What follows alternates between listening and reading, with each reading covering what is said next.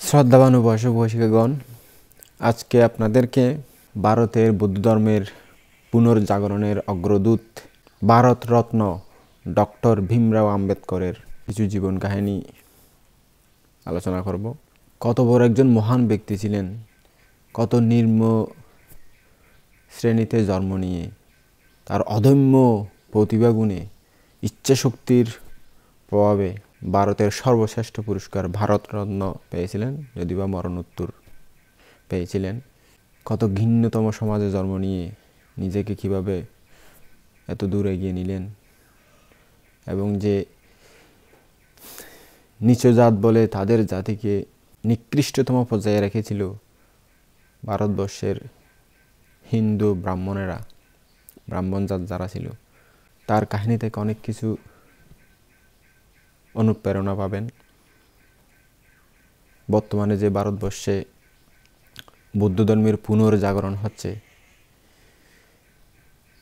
সেটা এই দলিত সম্প্রদায় যাদেরকে বলে আর কি,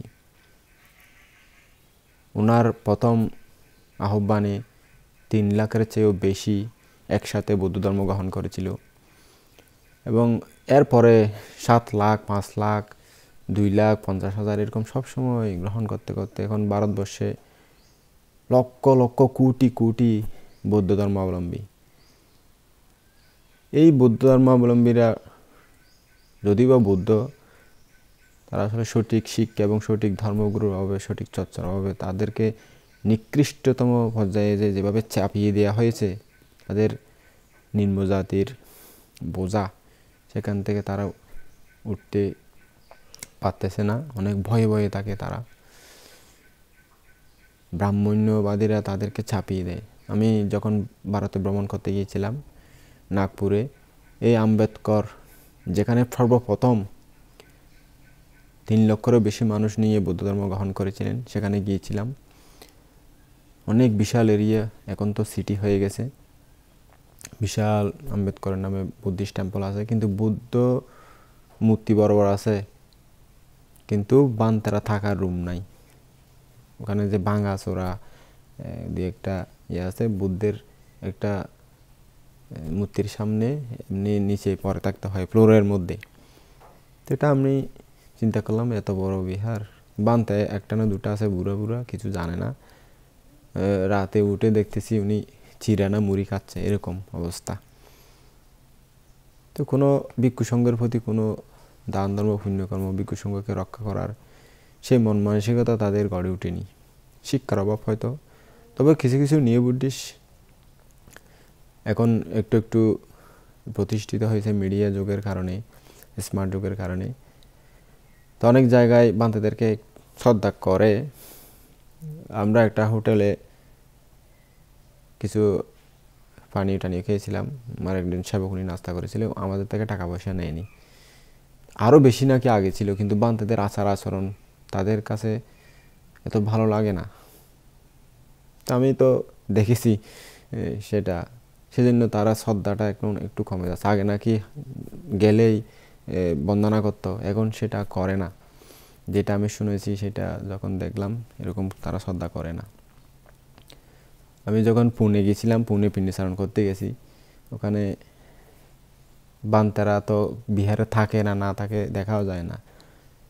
পিণ্ডি করতে গেছি আমরা, ওখানে যা দিছে আর কি, পুনে শহরে দিছে নিউ বুদ্ধিস্টরা, আমি তো জানি না কি খাবার খায়, দিছে কিরকম কিরকম খাবার, রুটি দিছে, বন্দনাও করে না, কিছু করে না, এমনি সবাইকে এভাবে দিয়ে চলে গেছে।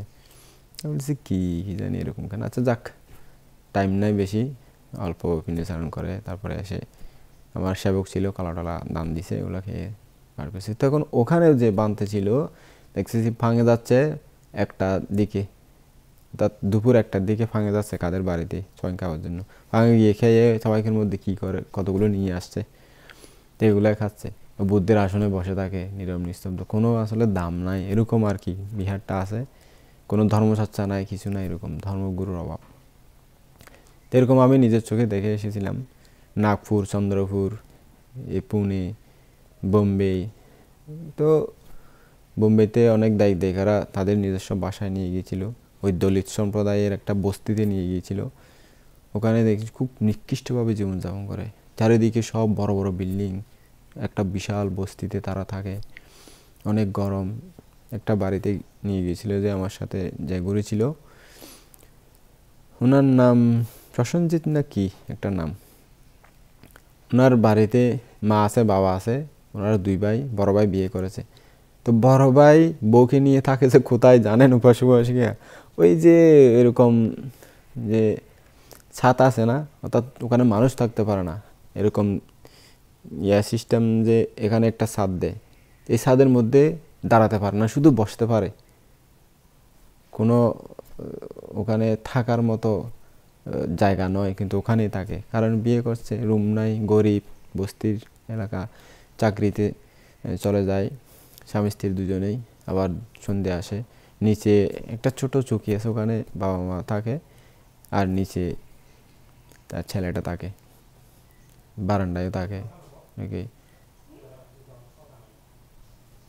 তো উপাসক উপাসিকারা ওখানে দেখছি অনেক জায়গাতে ওদের ধর্ম চর্চার, ধর্ম শিক্ষানোর অভাব। আর স্মার্ট যুগ এসে তাদেরকে একটু ধর্মের দিকে যে যাওয়ার স্পিডটা কমিয়ে দিয়েছে, হয় হুল্লাস নিয়ে ব্যস্ত, বান্ধবদের কোনো দেখাশোনা করে না। তো বান্ধবদেরকে দেখাশোনা না করলে ওখানে কীভাবে বাঁধতে থাকবে? তো উনি যেই উদ্দেশ্যে বৌদ্ধ ধর্ম গ্রহণ করেছিলেন, আসলে সেই উদ্দেশ্য তার তেমন বেশি সফল হয়নি। তারা বলে আমরা বুদ্ধিস্ট, কিন্তু বৌদ্ধ ধর্মের যে আচার আচরণ, উপাসক উপাসিকার যে দায়িত্ব কর্তব্য, সেটা তারা পালন করে না। হয়তো পর্যায়ক্রমে সেটা হারিয়ে যাচ্ছে আর কি। তো এই যে বোম্বেতে অনেক দায়িত্ব, তাদের বাড়িতে গেলাম, কিন্তু তারা ওই গোয়েন কাজীকে খুব ফলো করে, ধ্যান সাধনা করে, গোয়েন কাজী থেকে যা শিখে ওগুলো চর্চা করে। প্রত্যেক বাড়িতে সকাল সন্ধ্যা ধ্যান চর্চা করে। তো এরকম পরিবেশ দেখেছি। যাই হোক, যার এত অবদান, যার হাত ধরে এই দলিত সম্প্রদায়, যাদেরকে জাতিগতভাবে হেয় করে রাখা হয়েছে, তারা এই আম্বেদকরের হাত ধরে এতটুকু আসতে পেরেছেন। তাদেরকে যে নিকৃষ্ট জাতি বলা হয়, তারা আসলে আদি বুদ্ধিস্ট ছিল। আমরা তাদেরকে যদি নিউ বুদ্ধিস্ট বলি, তারা রাগ করে এখন, আমরা নিউ বুদ্ধিস্ট না, আমরা ওল্ড বুদ্ধিস্ট। তারা আগে বুদ্ধিস্ট ছিল, বুদ্ধের সময়কালে বা বুদ্ধের পরবর্তীতে সম্রাট অশোকের সময় এরা বুদ্ধিস্ট ছিল। কিন্তু ওই ব্রাহ্মণ্যবাদ তাদেরকে এমনভাবে চাপিয়ে রেখেছে, তাদেরকে নিকৃষ্ট বানিয়ে রেখেছে। অনেক কষ্ট করে আম্বেদকর তার জীবনকে প্রতিষ্ঠিত করেছিলেন। সে আম্বেদকরের জীবন কাহিনী আপনাদেরকে বলবো, সুন্দর করে শুনবেন, অনেক জ্ঞান পাবেন, অনেক তার যে প্রতিভা কতটুকু ছিল, মানুষ কি থেকে কি হতে পারে, ইচ্ছে শক্তি থাকলে সেটা বুঝতে পারবেন। ডক্টর ভীমরাও আম্বেদকর ছিলেন ভারতে বৌদ্ধ সমাজের পুনঃপ্রবর্তক, ন্যায় বিশারদ, ইন্ডিয়ান জুরিস্ট, বিশিষ্ট বিদ্বান, সমাজ সংস্কারক এবং বহুজন পার্টির রাজনৈতিক নেতৃত্ব। এই বহুজন পার্টি খুব একটা নামকরা পার্টি। ওখানে উত্তরপ্রদেশে এই বহুজন পার্টি, যারা দলিত সম্প্রদায়, আম্বেদকর পন্থী যারা, এই দলিত সম্প্রদায়ের একজন নেত্রী, তার নাম ছিল মায়াবতী। উনি অনেক শিক্ষিত, ওই নিছক জাত থেকে উঠে এসেছে আর কি, দলিত সম্প্রদায় থেকে উঠে এসেছে। তো এই উঠে আসার পর থেকে আম্বেদকরের হাত ধরে তারা উঠে এসেছে, জাগরণ হয়েছে বৌদ্ধ ধর্মে। তো অনেক শ্রদ্ধাবতী ছিল ওই যে মায়াবতী। উনি গৌতম বুদ্ধের মায়ের সাথে কিছুটা মিলে আছে, ওনার নাম, ওনার শ্রদ্ধা ওইরকম ছিল। উনি ওই রাজনৈতিক বহুজন পার্টি থেকে মুখ্যমন্ত্রী হয়েছিলেন।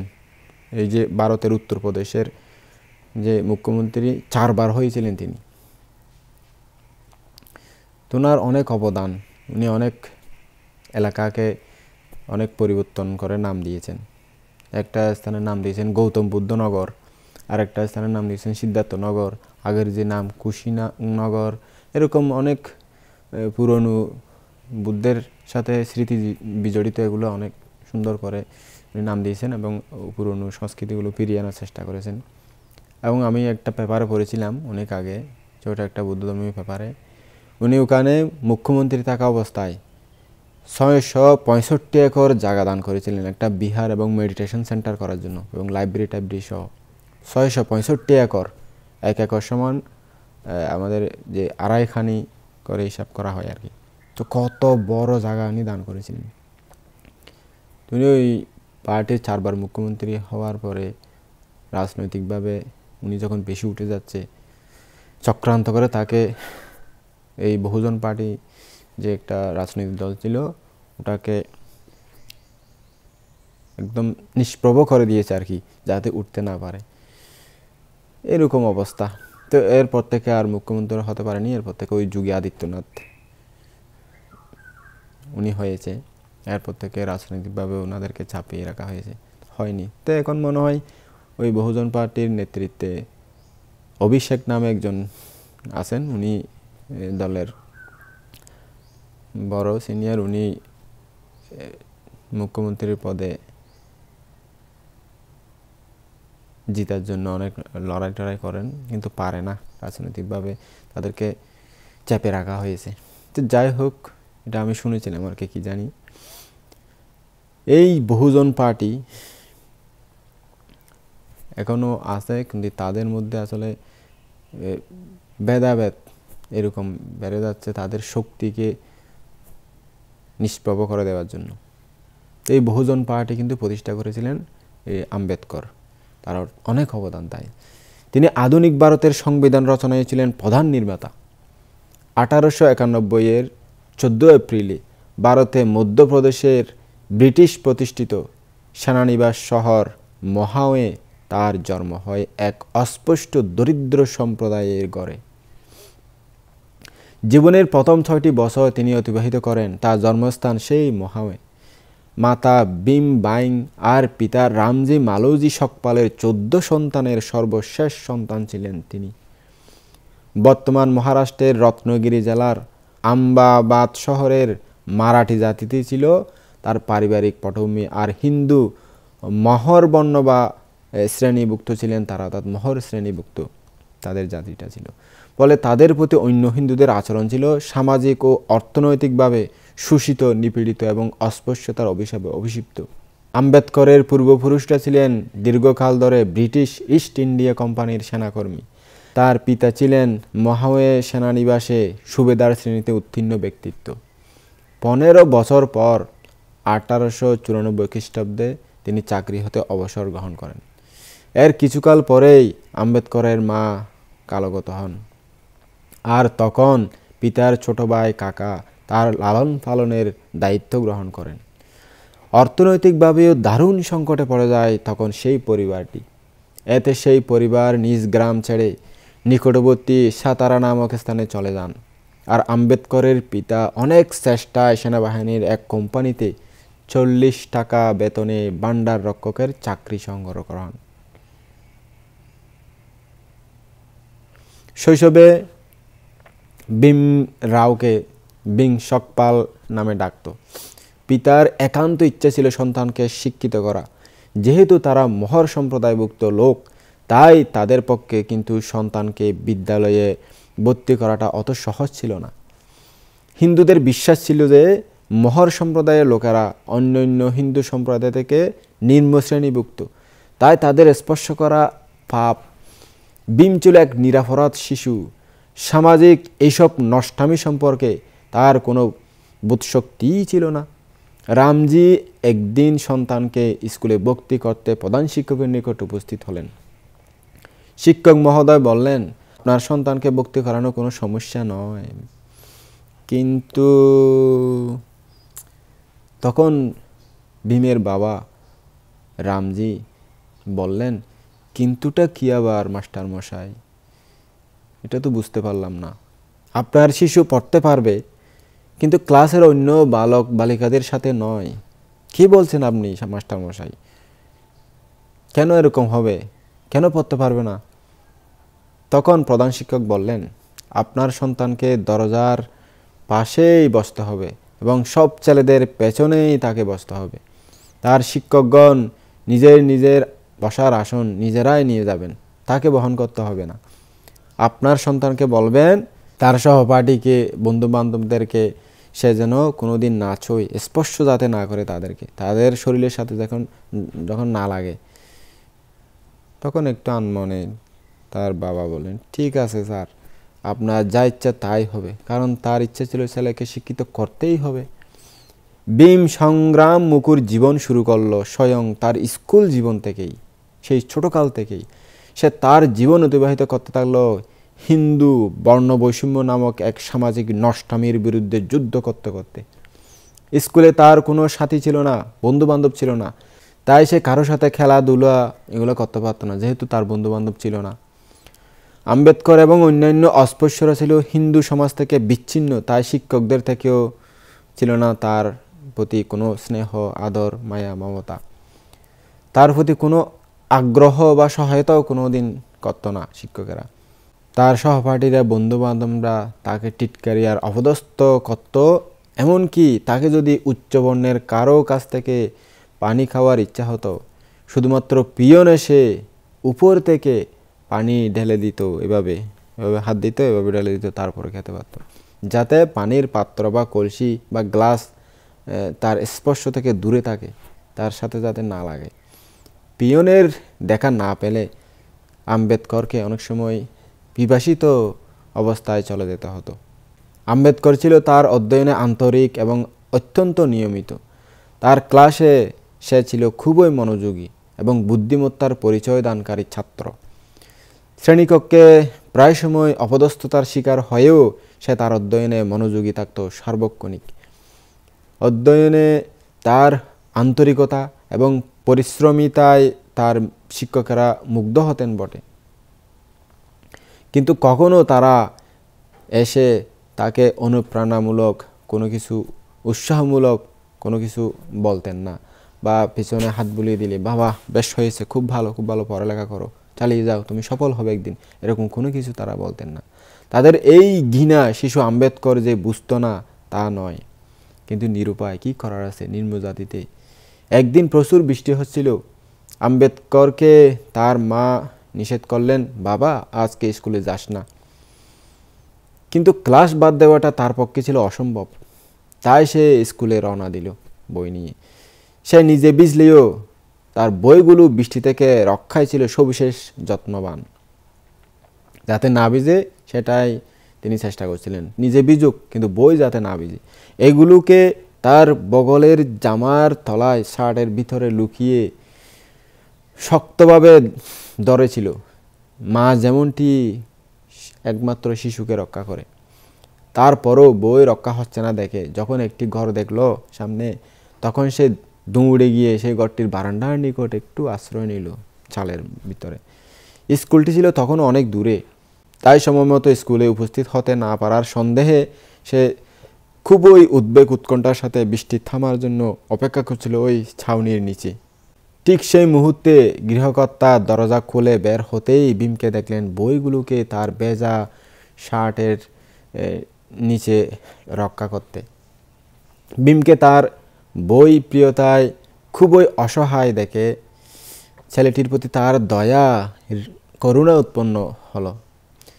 ভীমের দিকে একটু এগিয়ে গিয়ে অত্যন্ত দয়ালুতার সাথে বললেন, বাছা কেন বৃষ্টির মধ্যে এভাবে দাঁড়িয়ে আছো, ভেতরে এসো, ভেতরে এসো। আরে মহাশয়, আপনি উদ্বিগ্ন হবেন না, এই কিছুক্ষণ পরে বৃষ্টি থেমে যাবে, আর আমাকে স্কুলের দিকে দৌড়াতে হবে, স্কুলে পৌঁছতে হবে, সম্ভবত খুব দেরি হয়ে যাচ্ছে। আপনাকে অশেষ ধন্যবাদ মহাশয়। আরে তুমি তো প্রায় ভিজে গেছো, কি করে স্কুলে যাবে বাবা? অসহায় ভীম স্কুলে পৌঁছানো ছাড়া অন্য কিছুই ভাবতে পারছিল না তখন। না না, আমি এখানে বেশ ভালোই আছি মহাশয়। বাছা তুমি সংকোচ করছো কেন? আসো আসো, ভেতরে আসো, ভেতরে আসো।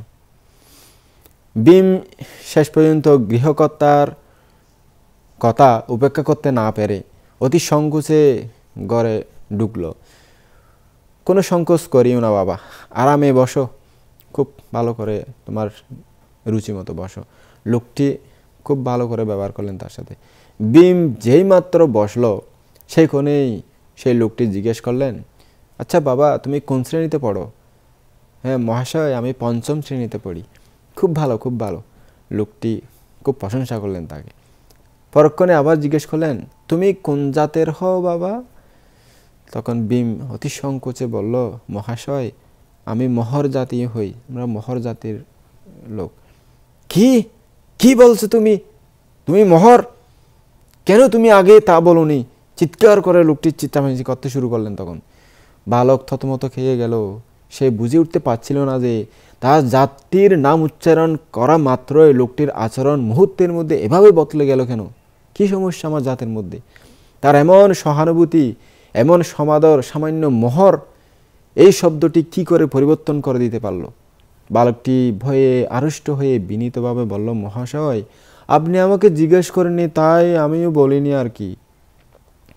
তুমি আমার ঘর অপবিত্র করেছ বেটা কোথাকার, এই জন্য তুমি দায়ী, তুমি অপরাধী, দূর হো এখান থেকে, দূর হো তাড়াতাড়ি, অস্পৃশ্য কোথাকার। সে তাকে বৃষ্টির মধ্যে ধাক্কা মেরে বের করে দিল। বালকটি কাদা মাটিতে পড়ে গেলে তার বইগুলো জলে ভিজে গেল, কাদা মাটি লেগে অবস্থা খারাপ হয়ে গেল। খুদে এই বালক আহত মর্মাহত হলো। সে হতভম্ব হয়ে ভাবতে থাকলো, কেন লোকেরা তার প্রতি এইভাবে দুর্ব্যবহার করে? আমি তো কারো ক্ষতি করি না, অন্যায় আচরণও করি না, কাউকে গালিও দিই না, শুধুমাত্র মোহর যাতে আমার জন্মের পাপটি কি এই জন্য দায়ী? এই দিনের এই ঘটনা খুদে বালকের মনে দারুণভাবে এক হতাশার জন্ম দিল। সে নিজেকে বড় দুর্ভাগা বলে বিশ্বাস করে নিল। স্কুলে সে নিজের সহপাঠীদের সাথে বসতে পারে না, খেলতে পারে না, পানীয় পান করতে গেলে অন্যে ঢেলে না দেওয়া পর্যন্ত অপেক্ষায় থাকতে হয় তাকে। এগুলো কোন ধরনের জাতপাতের রীতি? ভাবতে ভাবতে বালক ভীমের চিন্তা গুলিয়ে যায়, সম্বিত হারিয়ে বাহ্যিক জ্ঞান শূন্য হয়ে পড়ে। এইভাবে হতাশা আর অবসাদ ভীমের মনে গভীরভাবে দাগ কেটে যায়। উপায়হীন, প্রতিকারহীন এই সকল অপমানের ব্যথায় টনটন করে উঠে তার মন। সে মর্মে মর্মে অনুভব করে অস্পৃশ্যতা হিন্দু ধর্মে এক মস্ত বড় অভিশাপ। সে মনে মনে সিদ্ধান্ত নেয় এই সম্প্রদায়কে অবশ্যই এই অভিশাপ থেকে একদিন সে মুক্ত করবেই করবে। স্কুল জীবনে গণিতশাস্ত্র বা অঙ্কশাস্ত্র ছিল ভীমের অত্যন্ত প্রিয় একটি বিষয়। সব সময়ে এই বিষয়টিতে সে ভালো নম্বর রাখত। যখন সে পঞ্চম শ্রেণীতে উত্তীর্ণ তখনই তার মা অসুস্থ হয়ে পড়ে এবং মৃত্যুর মুখে ঢলে পড়েন। তাতে হৃদয় তার সুখে ভরে যায়। প্রায় সময় সে মাকে মনে করতে থাকে আর ঘরের এক কোণায় গিয়ে চোখের জল ফেলতে থাকে। ইহা সত্ত্বেও কঠোর পরিশ্রম সহকারে সে অধ্যয়নে অক্ষুণ্ণ রাখে তার মন প্রাণ। শকপাল এই নামের পরিবর্তে এখন তাকে ডাকা হয় আম্বেদকর নামে। এক ব্রাহ্মণ শিক্ষক তার প্রাণবন্ত মনের প্রশংসা করতে গিয়ে তাকে ভীমরাও ডাকতেন। তার পারিবারিক নাম ছিল আম্বেদকর। শকপাল থেকে আম্বেদকর এভাবে নাম পরিবর্তন করায় তার শিক্ষকের তা খুব পছন্দসই হলো। এভাবেই এক সময়ের শকপাল পরবর্তীতে পরিচিতি পেয়ে গেল ভীমরাও আম্বেদকর নামে। ওই নামে তিনি প্রসিদ্ধ হয়ে গেলেন। ভীমের শৈশব প্রচুর পরিশ্রমের ভেতর দিয়ে অতিবাহিত হচ্ছিল। চাকরি থেকে অবসর পাওয়ার পর তার পিতাকে ক্রমান্বয়ে বহু চাকরির সন্ধান করতে হচ্ছিল। তাদের পরিবারকে থাকতে হচ্ছিল দরিদ্রদের চেয়েও দরিদ্র লোকালয়ে ছোট্ট একটি কক্ষে, আর তাতেও একসাথে দুইজনের শেয়ার করার মতো যথেষ্ট স্থান ছিল না, থাকার জায়গা ছিল না। ভীমকে খুব তাড়াতাড়ি ঘুমাতে যেতে হতো। তার মাথার দিকে থাকতো পেষণ যন্ত্রের পাথর, তার আগে যে এইভাবে পাথর দিয়ে চাল টাল গুঁড়ি করা হতো এটা আর কি। আর পায়ের দিকে থাকতো একটি ছাগল। বাবাকে জেগে থাকতে হতো রাতে 2টা পর্যন্ত। তিনি যখন শুতে যেতেন ভীমকে তখন জেগে উঠে চিমনিবিহীন বাতি জ্বালাতো তার অধ্যয়ন লেখাপড়া শুরু করতে, ছেঁড়া আর কি। তার পিতা প্রবল উৎসাহী ছিলেন সন্তানের অধ্যয়নে। তিনি বাড়ির প্রায় সামগ্রী বিক্রি করে দিয়েছিলেন সন্তানের একমাত্র লেখাপড়ার খরচ জোগানোর জন্য। আর ভীমও একটি পয়সা কখনো অপচয় করেনি দরিদ্র পিতার। ভীমের শৈশবে আরও একটি গুরুত্বপূর্ণ ঘটনা ঘটেছিল। সেই সময়ে তার বড় ভাইয়ের সাথে সে তাদের এক দূরসম্পর্কীয় আত্মীয়ের বাড়িতে দেখা সাক্ষাৎ করতে যাচ্ছিল। তারা মসুর নামক রেল স্টেশনে পৌঁছালে এক ঠানা গাড়িতে উঠে রওনা দিল। কিছুক্ষণ চলার পর চালক যখনই আবিষ্কার করলেন যে তারা মোহর জাতি, সে তখনই গাড়িটি থামিয়ে গাড়ি থেকে নেমে গাড়িতে এরকমভাবে উল্টে দিল। অসহায় বালক দুটি মাটিতে পড়ে গেল। চালকটি চিৎকার করে গালাগালাজ করতে করতে বলতে থাকলো, চলা মোহর কোথাকার, নিকৃষ্ট জাতি কোথাকার। এরকমভাবে তার জাত ধরে অনেক গালাগালি করতে থাকলো। তখন ছিল খুবই উত্তপ্ত বিকেল। ওই বালক দুটি খুবই পিপাসিত। তারা নানান জন থেকে পানি চাইল পানি পান করার জন্য, কিন্তু কেউ তাকে এক ফোঁটা পানিও দিল না। কারণ যে পানি দিলে যদি পানি দেয় তাদের জাত চলে যাবে। এমনকি তাদেরকে তাদের কুয়া থেকে বা টিউবওয়েল থেকে পানি পর্যন্ত পান করতে দিল না, তাদের কুয়ার কাছে যেতে দিল না। বেচারা ছোট বালক ভীম একসময় অনুভব করলো তার পানির পিপাসা সহ্য করা অসম্ভব। যে কোনো কিছু করে হোক পানি তাকে খেতেই হবে। সে মরিয়া হয়ে একটি কূপ থেকে পানি পান করে নিল। একজন লোক তা দেখে ফেলল। সে চেঁচামেচি করে অনেক লোক জড়ো করে ফেলল, আর ওই ছোট্ট বালক ভীমকে নির্দয়ভাবে মারল। লাথি, কিলঘুষি এবং ডান্ডা দিয়ে অনেক আঘাত করলো, মারলো, পিটালো। হিন্দু সমাজের এই অস্পৃশ্যতার অভিশাপ এমনই অমানবিক যে কোনো নাপিত পর্যন্ত মোহরদের চুল কাটত না। তা কোনো নাপিত মোহর জাতের কোনো মানুষের চুল কাটত না, দাড়িটার এগুলো ছাড়তো না। অথচ সেই নাপিত মহিষের লোম কাটতে পারত, গরু, ছাগল বা অন্য কোনো প্রাণীর লোম কাটতে পারত। সেখানে কোনো তার আপত্তি নাই, সেগুলো সে করতে পারে। কিন্তু ওই মোহরজাত মানুষ হয়ে মানুষের দাড়ি মোষ চুল কাটতে পারে না। মানুষ হয়ে মানুষকে এমন নির্মম অমানবিক শ্রেণী বিদ্বেষের শিক্ষা যেই ধর্মে বিশ্বাস দিয়ে থাকে, সেই ধর্ম সত্যিকার মানব উপযোগী ধর্ম কিনা সত্যি প্রশ্ন সাপেক্ষ। ভীম ছিল অত্যন্ত পরিশ্রমী ছাত্র এবং ইলফিস্টন স্কুলের সেরা ছাত্র। 1912 সালে সে সকলকে অবাক করা সাফল্যের সাথে ম্যাট্রিকুলেশন পরীক্ষায় উত্তীর্ণ হন। আর মোহর সম্প্রদায়ের মধ্যেও সে ছিল সর্বপ্রথম মেট্রিক পাশ করা ব্যক্তি। ভীম নির্দ্বিধায় ভালো ছাত্র, কিন্তু পিতা রামজির সামর্থ্য ছিল না সন্তানের অধ্যয়নে আর্থিক যোগান দেওয়া। তার বন্ধু কল্লুষ্কর পরামর্শ দিলেন তার সন্তানকে বরোদার রাজার কাছে পাঠাতে। কল্লুষ্কর নিজে খ্রিস্টান হওয়া সত্ত্বেও রামজির সাথে তার ছিল অন্তরঙ্গ বন্ধুত্ব। তিনি রামজিকে জানালেন, বরোদার রাজা এমন এক মহান ব্যক্তি যিনি গরিব এবং দলিত সম্প্রদায়কে সহায়তা করেন। ভীমের অধ্যয়নে তিনি সহায়তা করতে পারেন। বরোদার রাজা ধনী এবং উদার উন্নতমানের মানুষ হিসেবে যথেষ্ট সুখ্যাতি অর্জন করেছিলেন। ভীমের অধ্যবসায় দেখে তিনি মুগ্ধ হলেন, আর তার 32 জনে 100 টাকা সহ প্রতি মাসে 25 টাকার একটি মেধা বৃত্তি দিয়ে তাকে পুরস্কৃত করলেন। যথারীতি তিনি কৃতিত্বের সাথে তার গ্র্যাজুয়েশন ডিগ্রি অর্জন করেন। মূলত ভীম ছিলেন ধৈর্যশীল, কঠোর পরিশ্রমী এবং অধ্যবসায়ের মূর্ত প্রতীক। সেই কারণে তিনি এই প্রতিভা গুণে নিজের জীবনকে প্রতিষ্ঠিত করতে পারছেন। রাম বাইং নামে খুব ভদ্র নম্র এক আকর্ষণীয় মহিলা সাথে ভীম পরিণয় পাশে আবদ্ধ হলেন নির্দিষ্ট বয়সে। সকল পারিবারিক দায় দায়িত্ব তখন ভীমকে নিজের কাঁধে নিতে হলো। দুর্ভাগ্যক্রমে পিতার স্বাস্থ্য তখন ভেঙে পড়তে শুরু করলো।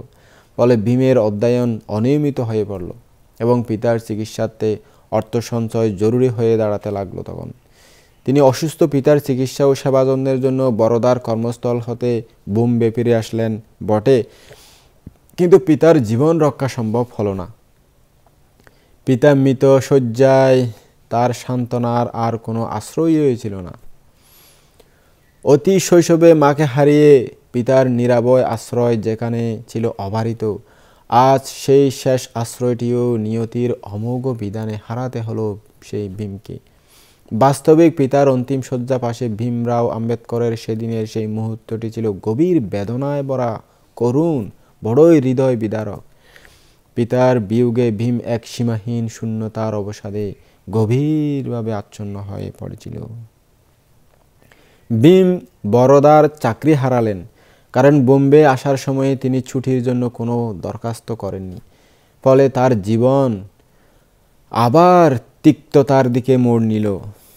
কালুস্কার তাকে জানালেন যে বরোদার মহারাজ মেধাবী ছাত্রদেরকে আমেরিকা পাঠাচ্ছেন, তুমিও স্কলারশিপের জন্য তাকে আবেদন করো। বস্তুত কালুস্কার ছিলেন ভীমের পিতার প্রকৃত বন্ধু। পিতার মৃত্যুর পর একমাত্র সেই ছিলেন তার অধ্যয়ন সম্পূর্ণ করতে একমাত্র সহায়ক ব্যক্তি।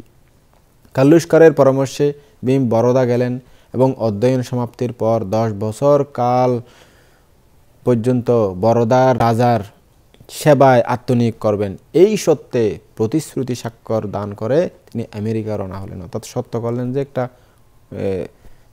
উইল করলেন, যে কাগজ করলেন যে তুমি ওখানে যাবে ঠিক আছে, আমি পাঠাবো ঠিক আছে, কিন্তু ওখান থেকে শিক্ষা দীক্ষা শেষ করে আমার এখানে 10 বছর চাকরি করবে, আমার অধীনে থাকবে। এটা চুক্তিপত্র করলো। তো উনি মেনে নিলেন, ঠিক আছে, সমস্যা নাই, স্বাক্ষর করলো। তো 1913 খ্রিস্টাব্দের 3রা জুন সমুদ্রপথে জাহাজ করে নিউ ইয়র্কে পৌঁছালেন। সেখানে সংক্ষিপ্ত সময় একটি ডরমেটরিতে অবস্থানের পর ভারতীয় ছাত্রদের পরিচালিত একটি হাউজিং ক্লাবে গিয়ে পার্সি এক ছাত্রের রুমমেট হলেন তিনি। সেই সহ আবাসিকের নাম ছিল নাভাল বাতেন। যার কাছে থাকতো, যার সাথে থাকতে হবে, তার নাম আর কি নাভাল বাতেন। কলম্বিয়া বিশ্ববিদ্যালয়ে তিনি অধ্যয়ন শুরু করলেন। ভীমের জীবনে এই প্রথম মহরজাতের প্রশ্নে অবদস্থ হলেন না তিনি। আমেরিকার পরিবেশ তার পছন্দসই হলো। তিনি অনুভব করলেন তার চারপাশের সবাই একতা আর শান্তিতে বসবাস করতেছে। এখানে অস্পৃশ্য নামক বিষয়টি অর্থহীন। ক্রমে আমেরিকাটা তার কাছে স্বর্গরূপে প্রতীয়মান হতে লাগলো। তিনি নিজেকে গভীরভাবে নিবেদিত করলেন অধ্যয়নে। 1916 খ্রিস্টাব্দে কলম্বিয়া বিশ্ববিদ্যালয় হতে তিনি মাস্টার্স অফ আর্ট এবং ডক্টরেট অফ ফিলোসফি এই 2 ডিগ্রি অর্জন করলেন। ভীমের প্রবল আগ্রহ ছিল নিজের জন্য একটি ব্যক্তিগত লাইব্রেরি গড়ে তোলা। এই লক্ষ্যে তিনি বিভিন্ন লেখকের বহু গ্রন্থ ক্রমে সংগ্রহ করেছিলেন। ডক্টর আম্বেদকর লন্ডনে গেলেন। সেখানে গ্রাইস ইনে অবস্থান করে লন্ডন স্কুল অফ ইকোনমিক্সে এবং পলিটিক্যাল সায়েন্সের ভর্তি হয়ে অধ্যয়ন শুরু করলেন। আবার শৈশব থেকে তিনি বরাবরই আরও বৃহত্তর ক্ষেত্রে অধ্যয়নে আর অধিগমে জ্ঞান লাভের প্রত্যাশায় অভিলাষী ছিলেন এবং এই জন্য তিনি উপায়ও খুঁজে বের করতেন। তিনি বরোদা সরকারের বৃত্তি ভোগ করতেন, কিন্তু সেই সরকার বোম্বে ফিরে এসে বরোদা সরকারের সেবায় নিয়োজিত হতে চাপ সৃষ্টি করতে গিয়ে বৃত্তি বন্ধ করে দিলেন তাকে। এতে সাময়িকভাবে তিনি অধ্যয়ন বন্ধ রেখে প্রথম বিশ্বযুদ্ধের সময় ভারতে ফিরে আসতে বাধ্য হলেন। বরোদার রাজা তাকে রাজনৈতিক সচিব পদে নিয়োগ দান করলেন, কিন্তু কোনো ব্যক্তি তার থেকে আদেশ, নির্দেশ বা পরামর্শ গ্রহণ করত না, কারণ তিনি ছিলেন নিচ জাতি, মোহর জাতের লোক। বরোদার রাজা তার চাকরদের আদেশ দিয়েছিলেন স্টেশন থেকে ডক্টর আম্বেদকরকে আগু বাড়িয়ে নিয়ে আসতে। কেউ সেদিন সেই আদেশ পালন করেনি, কারণ তারা জানতে পেরেছিলেন যে ওই ব্যক্তি অস্পৃশ্য সম্প্রদায়ের, তাকে স্পর্শ করা যাবে না, মোহর সম্প্রদায়ের লোক। তিনি মোটা বেতন ভোগ করতেন বটে, অনেক ভালো বেতন পেতেন ওই আম্বেদকর, গুরুত্বপূর্ণ পদাবৃত হতেন, কিন্তু তার কোনো সহকর্মী বা অধস্তন নিচ কোনো কর্মী, এমনকি নিজের চাকর থেকে পর্যন্ত কোনো দিন উপযুক্ত সম্মান গৌরব লাভ করতে পারেননি। সবচেয়ে বিশ্রী আচরণ হতো তার অফিসে। কোনো চাকরই তাকে হাতে হাতে কোনো অফিস ফাইল হাতে হাতে দিত না। হয়তো তার টেবিলে এভাবে ফেলে দিত অথবা ছুঁড়ে মেরে দিত। যখন ফাইল তুলে নিত তখন তারা সম্পূর্ণ নিশ্চিত হতে চাইতো যে এতে ভীমের সাথে তাদের দৈহিক কোনো স্পর্শ হয়েছে কিনা, তা এভাবে হাতে হাতে নিত না, বা উনি রাখলে উনি নিত, বা এরা দিলে এভাবে দিত, এরকমভাবে তাকে হেনস্থার শিকার হতে হয়েছে। তারা সবসময় সচেষ্ট থাকতো ভীমের সংস্রব এড়িয়ে চলতে কর্মচারীরা। তারপরেও তিনি আন্তরিকতা এবং দক্ষতার সাথে কাজ করে যেতেন এবং সকল হীন আচরণ যে করা হতো তার প্রতি, সেই আচরণের প্রতি কোনো গুরুত্ব দিতেন না সে। তিনি বেশ কিছু অমানবিক দুর্ভোগের শিকার হতেন। একদিন তৃষ্ণার্ত হয়ে পানি পান করার ইচ্ছায় এক চাকরকে গ্লাসে ভরে পানি দিতে বললেন। বলছে আমাকে একটা গ্লাস দিয়ে এক গ্লাস পানি দাও তো। তখন চাকরটি উত্তর দিল, স্যার আমি সহ এখানে এমন কেউ নাই যে আপনাকে গ্লাসে ভরে পানি এনে দেবে, এরকম কেউ নাই, আমরা কেউ এনে দেব না। আমরা উচ্চ জাতি, ব্রাহ্মণ, আমরা সবাই ব্রাহ্মণ জাতি, আর আপনি অস্পৃশ্য সম্প্রদায়ের জাতি, তাই আমাদের সম্ভব না আপনাকে পানি এনে দেওয়ার জন্য। আরে আমি তো তোমাদের বড় কর্মকর্তা, বড় স্যার, তুমি কি করে আমার নির্দেশ অমান্য করবে? স্যার দুঃখিত, আমি আমার ধর্মের বিরোধী আমি কিছুতেই হতে পারবো না। অস্পৃশ্য অস্পৃশ্য অস্পৃশ্য এই শব্দের বিষাক্ত তীর আজীবন ভীমকে শিকার করেছিল। কর্মক্ষেত্রে এই অনাচারের মুখে ভীম সবসময় নীরব থাকতেন। এরপর থেকে কোনোদিন অফিসের কোনো চাকরকে তিনি পানি আনতে বা ফাইল আনতে কোনো আদেশ নির্দেশ দিতেন না, নিজেই সব কাজ করে নিতেন। তিনি বাস করার কোনো ঘর বরাদ্দ না পেয়ে, অর্থাৎ ওখানে চাকরি থাকা অবস্থায় কোনো ঘর না পেয়ে, কোনো বাসা না পেয়ে এক সময়ে বরদা রাজাকে অভিযোগ করেছিলেন, কিন্তু এতে কোনো ফল হয়নি। কোনো হোটেল বা কোনো বাসা বাড়ি তার জন্য পাওয়া যেত না, কারণ সেখানে তার নাম রেজিস্ট্রি করতে নিজের জাতের অস্পৃশ্যতার পরিচয় দিতে হতো। হোটেলে স্থান না পেতে ইহাই ছিল তার কারণ, কোনো বাড়িতেও স্থান না পেতে ইহাই ছিল তার কারণ। নিচু জাতি, হীন অস্পৃশ্য জাতি, এই কারণে কোথাও তিনি স্থান পেতেন না। এই পরিচয় পাওয়া মাত্রই, অর্থাৎ এই নিচু জাতি পরিচয় পাওয়া মাত্রই হোটেল ম্যানেজার তাকে যাওয়ার পথ দেখিয়ে দিতেন, অর্থাৎ যান আপনি, এখানে হবে না, আপনাদের জায়গা এখানে হবে না। তাই তাকে রাত কাটাতে হতো ইনের মধ্যে, যেখানে কোনো লোক সম্ভবত তার জন্ম পরিচয় জানতে চাইতো না। এরকম একটা ইনে ছিল, ওখানে মানুষ থাকতে পারত হোটেলের মতো, কারণ সেখানে নিজের পরিপূর্ণ বিবরণ দিয়ে কোনো ফর্ম পূরণ করতে হতো না, বা সেই নিয়ম তখন হয়তো ওই হোটেলের মধ্যে ছিল না, ওই ইনের মধ্যে ছিল না। তাই সে ওইখানেই থাকতো, ওইখানে থেকে নিজেকে খুব নিরাপদ বোধ করতেন। সেখানেও দুর্ভাগ্যক্রমে একদিন সে ইনের মালিক চিৎকার করে তার দিকে তেড়ে এসে বলল, তোমার সাহস কি করে আমার এই ইনে অবস্থান করো? তুমি কি জানো না তুমি একজন অস্পৃশ্য জাতি কোথাকার? কেন আমার হোটেলে তুমি থাকলে এতদিন? আম্বেদকর যেন তড়িৎ আহত হলেন। হায়রে, কি হলো? তিনি নীরব থাকলেন। মালিক বলতে থাকলো অজস্র কথা, গালিগালাজ, হীন, তাদেরকে অপমানিত করতে লাগলেন। বললেন, সম্মানিত ব্যক্তিরা এই ইনে আসেন থাকতে, তুমি যদি এখানে থাকো তাহলে তো আমি অর্থ ব্যবসা দুই হারাবো, অর্থ ভাবনা ব্যবসাও বন্ধ হয়ে যাবে আমার, তখন আমার কি হবে? সুতরাং এটাই ভালো হবে যে তুমি অন্য কোথাও জায়গা খুঁজে নাও, চলে যাও, তাড়াতাড়ি এখান থেকে চলে যাও। তো যখন ওই কথাগুলো বলতেছে তখন ছিল গভীর রাত, অন্ধকার। ভীম মালিককে বললেন, স্যার ঠিক আছে, আগামীকালই এই ইনে ত্যাগ করবো আমি। এমন অসময়ে, এমন গভীর রাতে কোথায় আমি জায়গার সন্ধান করব? কোথায় যাব আমি এত রাতে? কিভাবে জায়গা খুঁজব? এখন মাত্র আর কয়েক ঘন্টা বাকি রাত পোহাতে, সকাল হতে, তখন আমি চলে যাব। নির্দয় মালিক তাকে আর এক মিনিটও সেখানে দাঁড়াতে দিতে নারাজ। সে বলল, এই মুহূর্তেই তুমি এই জায়গা ছেড়ে দাও, আমার ইনে ত্যাগ করো, আমার জায়গা থেকে তুমি এখনই চলে যাও, অন্যথায় তোমাকে এখন গলা ধাক্কা দিয়ে বের করে দেওয়া হবে। অসহায় ভীমকে তার ব্যাগ নিয়ে মুহূর্তের মধ্যে সেদিন সে স্থান ত্যাগ করতে হয়েছিল। আর এক গাছতলায় সেই রাত তাকে কাটাতে হয়েছিল। কত কষ্টের দিন গিয়েছিল তার সেই দিনগুলো। তিনি সিদ্ধান্ত নিলেন, এই অপমান আর অধিক সহ্য করা কিছুতেই সম্ভব না, এটা সীমা অতিক্রান্ত হয়ে যাচ্ছে।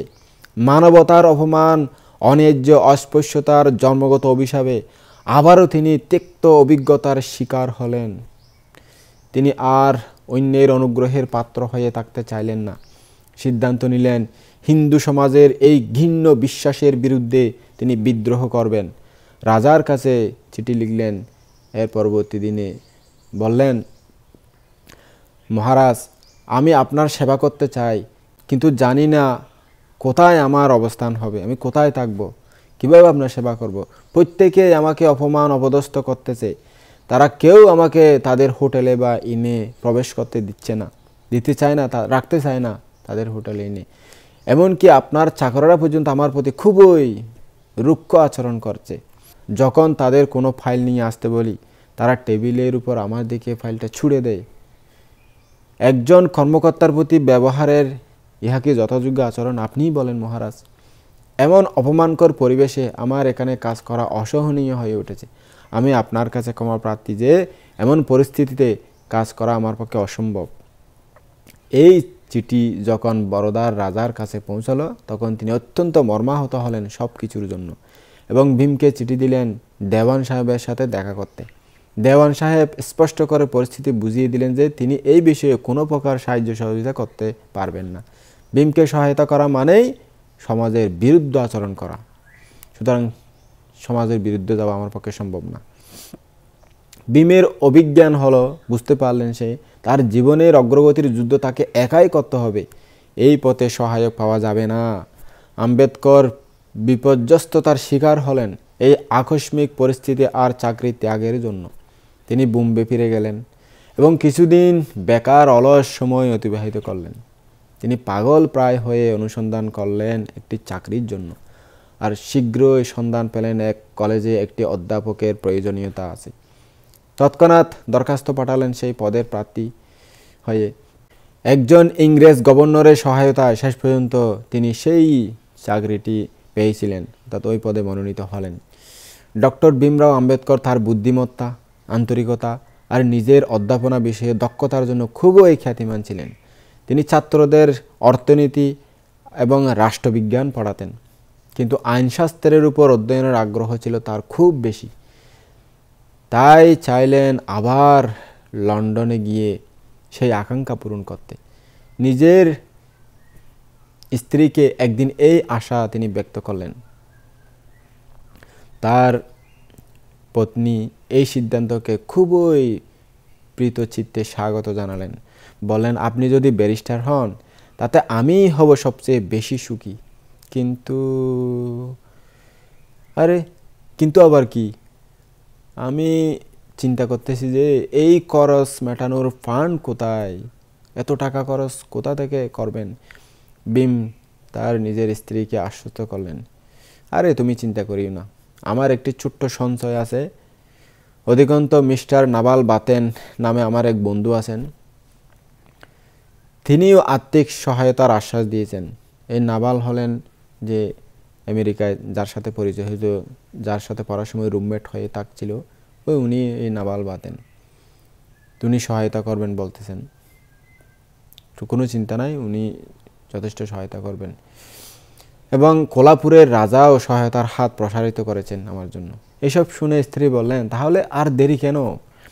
আপনার এই সুযোগ হাতছাড়া করা কিছুতেই উচিত নয়, তাড়াতাড়ি আপনি উদ্যোগী হন। তো এই কথা শুনে পরবর্তী ভোরে তিনি বোম্বে ত্যাগ করলেন এবং লন্ডনে পৌঁছে গেলেন। অর্থনীতি আর আইনশাস্ত্রে গ্র্যাজুয়েট হতে তিনি কঠোর পরিশ্রম করলেন। এর মধ্যে আম্বেদকরের বিবাহিত জীবন ধন্য হলো। পত্নী এক সুন্দর পুত্র সন্তান জন্ম দিলেন। তারা সিদ্ধান্ত নিলেন পুত্রের নাম রাখবেন যশবন্ত রাও। লন্ডনে অবস্থানকালে আম্বেদকর এক সময় খুব আর্থিক সংকটে পড়ে গেলেন। পাঠ্য বই কিনতে অক্ষম হয়ে লন্ডন মিউজিয়াম লাইব্রেরির আশ্রয় নিলেন, যেখানে বিনামূল্যে বই পড়তে পারে। এই দুর্দশার অবসানে তিনি বরোদার মহারাজের বরাবরে আবার আবেদন করলেন। বরোদার রাজা এই আবেদনে সাড়া দিয়ে তার জন্য বৃত্তি মঞ্জুর করলেন 1923 খ্রিস্টাব্দে। এরপর 1923 খ্রিস্টাব্দে অর্থনৈতিক সংকট বিষয়ে থিসিস লিখে আইনশাস্ত্রে ডক্টরেট উপাধি অর্জন করলেন। বিশ্ববিদ্যালয় হতে ডিএসসি উপাধিতেও তিনি তখন ভূষিত হলেন। 1923 খ্রিস্টাব্দে তিনি ভারতে ফিরে আসেন এবং বোম্বেতে তার আইন বিষয়ক অধ্যয়ন অভিজ্ঞতার অনুশীলন শুরু করলেন। তার প্রথম মামলাটি ছিল অসাধারণ। ইহা ছিল ব্রাহ্মণ এবং অস্পৃশ্যের মধ্যে। কিছু ব্রাহ্মণ 3 জন অস্পৃশ্যের বিরুদ্ধে মামলা করেছিলেন তাদেরকে উপহাস করার অভিযোগে। তাদের অভিযোগ এই 3 জনে তাদের ধর্মের বিরুদ্ধে বই লিখেছে, যা তাদের ধর্মানুভূতিতে আঘাত করেছে। বস্তুত বইটি ছিল ব্রাহ্মণেরা অস্পৃশ্য বলে যাদেরকে চিহ্নিত করেছে সেই অস্পৃশ্যদের প্রতি তাদের মনোভাব আর আচরণ বিষয়ে। এতে ব্যাখ্যা ছিল ব্রাহ্মণেরা ভারতবর্ষকে ধ্বংস করেছে কিভাবে। এই ব্রাহ্মণেরাই বিশ্বাস করে যে অস্পৃশ্যরা মানুষ নয়, তাই তাদেরকে অপমান করা যাবে, দুর্ব্যবহার করা যাবে, গালমন্দ করা যাবে। ব্রাহ্মণদের মতো অস্পৃশ্যরা এই যে কুয়ার, টিউবওয়েলের বা পুকুরের বা পাইপের মুখ বা ওখানে কোনো পানি স্পর্শ করতে পারবে না, কিছু তারা ওগুলো ছুঁতে পারবে না, কুয়া যেতে পারবে না, টিউবওয়েল থেকে পানি নিতে পারবে না। যদি তারা তা করে তাহলে সেই কুয়া বা পাইপের, টিউবওয়েলের সমস্ত পানি অপবিত্র হয়ে যাবে, এগুলো আর কেউ ব্রাহ্মণ জাতিরা ব্যবহার করতে পারবে না। হতভাগ্য অস্পৃশ্যদের নির্দেশ দেওয়া হয়েছিল সমাজের অভিজাত লোকদের সামনে সবসময় এভাবে হাজুর করে মাথা নিচু করে চলতে হবে। সকাল হওয়ার আগেই যেন তারা রাস্তাঘাট পরিষ্কার পরিচ্ছন্ন করে রাখে। বিম বইটা পড়লেন এবং সেশন কোর্টে মামলাটা উপস্থাপন করতে গিয়ে নিজেকে প্রস্তুত করলেন ভালো করে। এই বইতে মানবতার অবমাননাকর যে সকল ঘটনা উল্লেখ আছে তার অনেকগুলোর ভুক্তভোগী তো ভীম নিজেও। তিনি অনেক এই পরিস্থিতির শিকার হয়েছিলেন ছোটকাল থেকে। তিনি যথোপযুক্তভাবে মামলাটি উপস্থাপন করলেন এবং কোর্টে গভীর আন্তরিকতার সাথে অস্পৃশ্যদের অনুভূতির প্রতিনিধিত্ব করলেন। এই মামলাটির জন্য তিনি দিন রাত অধ্যয়ন করেছেন, বহু ঘন্টা ব্যয় করে। এই বর্ণবাদ প্রথার শিকার হয়েছে এমন বহুজনকে তিনি প্রত্যক্ষভাবে জানেন।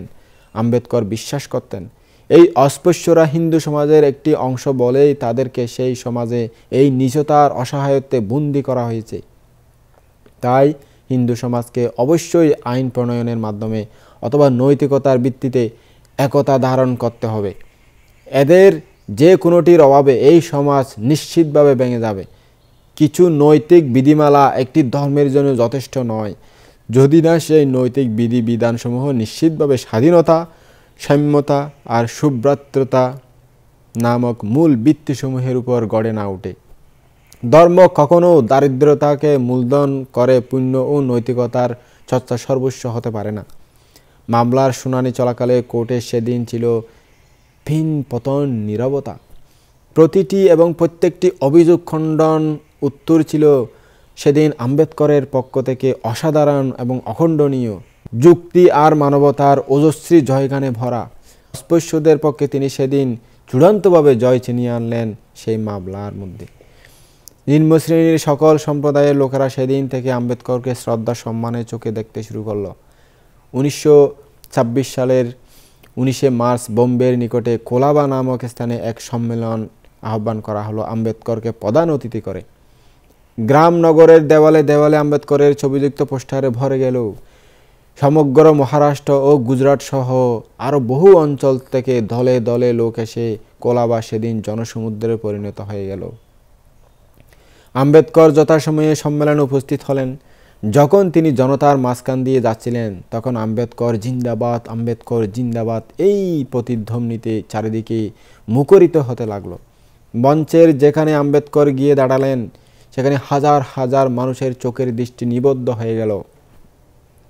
আম্বেদকর ধীরে ধীরে মাইকের দিকে এগিয়ে গেলেন এবং সবার সাথে অংশীদার হয়ে বললেন, সমাজ আমাদেরকে বলছে তোমরা অস্পৃশ্য, কিন্তু আমি আপনাদের থেকে জানতে চাই আমরা কি সত্যি অস্পৃশ্য? আমি আপনাদেরকে বলবো কারা আসলে অস্পৃশ্য। তারাই অস্পৃশ্য যাদেরকে অন্যরা স্পর্শ করতে পারে না। আমরা মানব প্রাণী, আর প্রত্যেক মানুষের অধিকার আছে একে অন্যকে স্পর্শ করা, আদান প্রদানের, ভাব প্রকাশের, একে অন্যের অনুভূতি বুঝে চলার। দুর্ভাগ্যবশত আমরা কখনো আমাদের অধিকার আদায়ের জন্য সংগ্রাম করিনি। আমরা ঐক্যবদ্ধ নই, আর সেই কারণেই আমরা শান্তিতে নেই। অতএব এখন থেকে সামনের দিকে আমরা নিশ্চয়ই নিজেরা ঐক্যবদ্ধ থাকব। আমাদের থাকবে না কখনো নেতিবাচক ভূমিকা, আমাদের চিন্তাধারা অবশ্যই যথেষ্ট জোরালো থাকবে। এমনটি হলে কোনো ব্যক্তি আমাদের চলার পথে বাধা হয়ে দাঁড়াতে পারবে না। একতা এবং কঠিন সংকল্প যে কোনো মানুষকে সাফল্যতার পথে নিয়ে যায়। একমাত্র মানব প্রাণীই পারে কোনো কিছুর পরিবর্তন আনতে এবং তার মস্তিষ্কই পারে ব্যাপক কিছু চিন্তা করতে। আমরা অস্পৃশ্যরাও মানুষ, আমাদেরও মন আছে, আশা আকাঙ্ক্ষা আছে এবং অধিকারও আছে। সেই সকল আশা আকাঙ্ক্ষার পূরণের সব কিছু অধিকার আমাদের আছে। কোনো ব্যক্তি উপহার রূপে পূরণ করে দেবেন না। তোমাদের এসব আশা আকাঙ্ক্ষা কেউ এমনি এমনি পূরণ করে দেবেন না। সকল প্রত্যাশা নিজের সংগ্রাম করেই অর্জন করতে হবে। বিপ্লবীরা স্বাধীনতার জন্য একই সংগ্রাম করে থাকেন। তোমাদের অধিকার আদায়ের সংগ্রাম হবে সরকারের সাথে আর সমাজের সাথে। এই পর্যন্ত বলে ভীমরাও আম্বেদকর তার প্রধানমন্ত্রীর ভাষণ সমাপ্ত করলেন। সেখানে সেদিন করতালির সাথে উচ্চস্বরে স্লোগান ছিল আম্বেদকর জিন্দাবাদ, আম্বেদকর জিন্দাবাদ। চারিদিকে তার এই প্রতিধ্বনি আর এই ভাষণ স্থানীয় রাষ্ট্রীয় প্রশাসন চতুর্থ শাহকে প্রভাবিত করেছিল। অধিকন্তু তিনি সেই ব্যক্তি যিনি আম্বেদকর আর অস্পৃশ্য সাথীদের সাথে ভোজন করে খ্রিস্টীয় অর্থোডক্স সমাজকে নাড়া দিয়েছিলেন। আম্বেদকর তার ভাষণের সমাপ্তিতে উপস্থিত জনতাকে আগামীতে এক অনুষ্ঠানে যোগদানের আমন্ত্রণ জানালেন। এর আয়োজক স্বয়ং আম্বেদকর নিজেই করেছিলেন। স্থানটি ছিল বোম্বের নিকটস্থ কোলাবার সেই চোদ্দার দিঘির পার, যেখানে প্রথম বিশ্বযুদ্ধে নিহত ভারতীয় সেনাদের সমাহিত করা হয়েছিল। এই সবার উদ্দেশ্য ছিল সামাজিক এবং রাজনৈতিকভাবে দলিত যেই সমাজ, সেই সমাজকে উদ্ধার করা এবং তাদেরকে ভারতের অন্যান্য সম্প্রদায়ের সমপর্যায়ে নিয়ে আসা। তিনি অস্পৃশ্য মহরদের এক পদযাত্রার নেতৃত্ব দিয়ে জনসাধারণের ব্যবহার্য এক বিশাল জলাধার থেকে, অর্থাৎ লেক বা বিশাল দিঘি বা পুকুর থেকে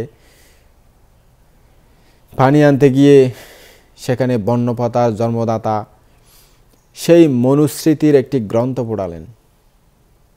1924 ডিসেম্বর সেদিন খুব ভোরে সকল মানুষ এক স্থানে দলবদ্ধ হয়ে সমবেত হয়ে ভীমকে ঘিরে দাঁড়ালেন।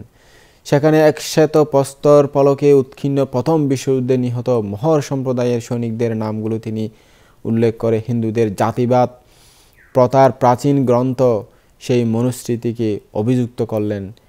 জাতিভেদ এবং অস্পৃশ্যতার ন্যায্যতার বিরুদ্ধে এবং এদের উচ্ছেদ দাবি করলেন।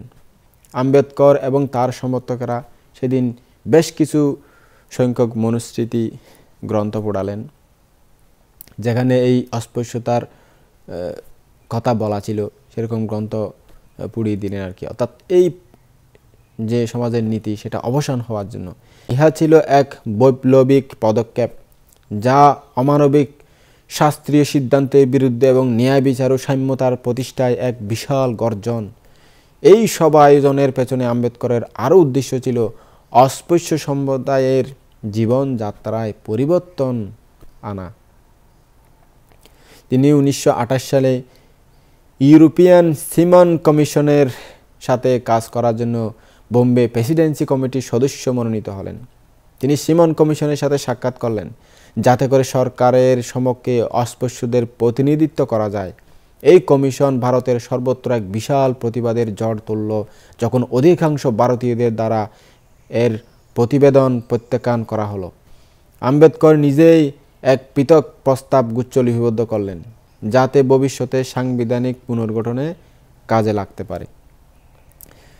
সালিশ গোয়ানের অস্পৃশ্য সম্প্রদায়কে গোড়া হিন্দুগণ কর্তৃক সামাজিকভাবে বর্জন করায় তাদেরকে সহায়তা দানের আশায় 1929-এর 23 অক্টোবরে তিনি তথায় যাওয়ার পথে দুর্ঘটনায় আহত হলেন ডক্টর আম্বেদকর।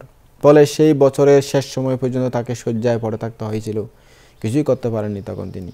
দলিতদের প্রাজ্ঞ নেতৃত্ব হিসাবে সাউথ ব্রাঞ্চ কমিটি, যা ভারত সরকারের 1919-এর ইন্ডিয়ান অ্যাক্ট তৈরি করেছিল, তাতে আম্বেদকরের বক্তব্য যাচাই করতে আমন্ত্রণ জানানো হলো। ইহা ছিল রাজ্য ও লোকসভায় অস্পৃশ্যদের পক্ষ থেকে প্রথম প্রতিনিধিত্ব। এই শুনানিতে আম্বেদকর দলিত সহ অন্যান্য ধর্ম সম্প্রদায় সমূহের জন্য পৃথক নির্বাচন এবং আসন সংরক্ষণের দাবি করেন। দলিত শ্রেণীদের জন্য রাজ্য ও লোকসভায় পৃথক নির্বাচন ঘোষিত হলো। দ্বিতীয়ত, তাদের জন্য পৃথক রাজা স্বীকৃত হলো। আম্বেদকর ইন্ডিয়ান ন্যাশনাল কংগ্রেস ও তার নেতা মহাত্মা গান্ধীর সমালোচনা করলেন অস্পৃশ্য সম্প্রদায়কে এক চরম অসহায় জীবনের অধ্যনমিতের কারণে। আম্বেদকর ব্রিটিশ আইনের প্রতিও অসন্তোষ প্রকাশ করলেন এবং অস্পৃশ্যদের জন্য রাজনৈতিক পরিচয়ের সুপারিশ করলেন। আম্বেদকরের এই সকল দাবি এবং ব্রিটিশ সিদ্ধান্তের বিরুদ্ধে গান্ধীজি আমরণ অনশন শুরু করলেন। নেতারা আম্বেদকরের কাছে দৌড়ালেন তার দাবি ত্যাগ করতে। তিনি চিন্তা করলেন গান্ধীর মৃত্যু ভারতকে ধ্বংসের দিকে নিয়ে যেতে পারে। অপরদিকে পঞ্চম জজ বললেন, আম্বেদকর, আমি তোমার সম্প্রদায়ের দুর্ভোগের কথা শুনে খুবই বেদনাহত। আমরা নিশ্চিতভাবে সেটা চেষ্টা করব তোমরা এই দুঃখ থেকে যেন বেরিয়ে আসতে পারো। আমরা তোমাদের দাবির পত্র এখনই হস্তান্তর করব। আম্বেদকর নিশ্চিতভাবে বিশ্বাস করতেন হিন্দু সমাজে যারা নির্যাতিত তারা অবশ্যই ন্যায় বিচার পাওয়া উচিত। ইহা তার খুব কঠোর সংকল্প ও সিদ্ধান্ত বটে।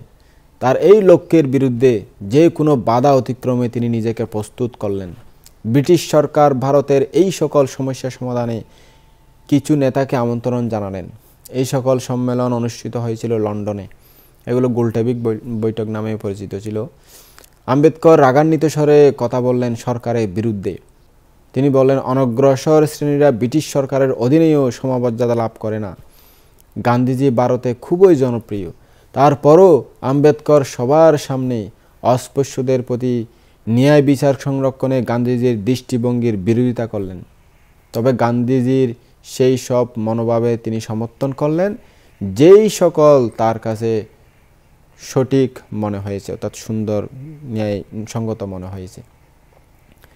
গান্ধীজি যখন ভারতে ফিরলেন তখন তাকে জারবাদ জেলে ভিতরে রাখা হলো। 1932-এ কংগ্রেস রাজনীতিবিদ এবং মদনমোহন মালারিয়া, পাওলা লঙ্কার বালো প্রমুখ বিদ্রোহীরা জারবাদ জেলে আম্বেদকর এবং তার অনুসারীদের সাথে এক যুক্ত বৈঠকের আয়োজন করলেন। অবশেষে ডক্টর আম্বেদকর এবং গান্ধীজি এক সমঝোতায় পৌঁছালেন যা পুনা চুক্তি নামে বিখ্যাত।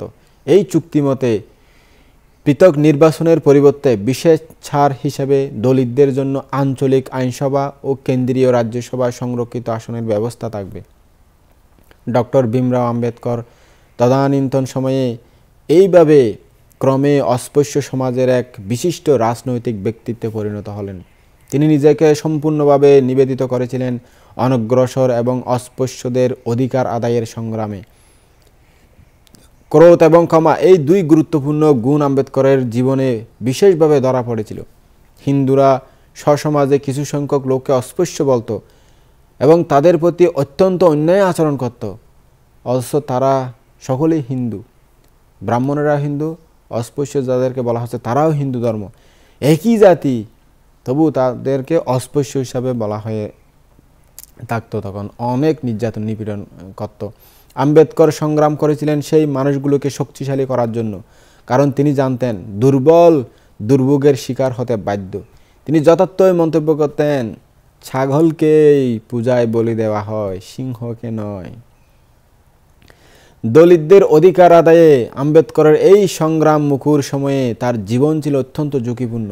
বাস্তবিক এই যে দলিত সম্প্রদায়কে আবার রাজনৈতিক অধিকারে প্রতিষ্ঠিত করা, অস্পৃশ্য জাত থেকে সম্পূর্ণ অধিকার আদায়ের জন্য চেষ্টা করা, তার এই সংগ্রাম অনেক ঝুঁকিপূর্ণ। মুহূর্তে মুহূর্তে তার বিপদ হতে পারে, তার জীবনের ঝুঁকি ছিল, কখন তার মৃত্যু হতে পারে কেউ জানে না। বাস্তবিক সেই কারণে হয়তো সেটাই হয়েছিল। বুদ্ধ ধর্ম গ্রহণের মাত্র 2 মাস পরে তাকে মরতে হয়েছিল।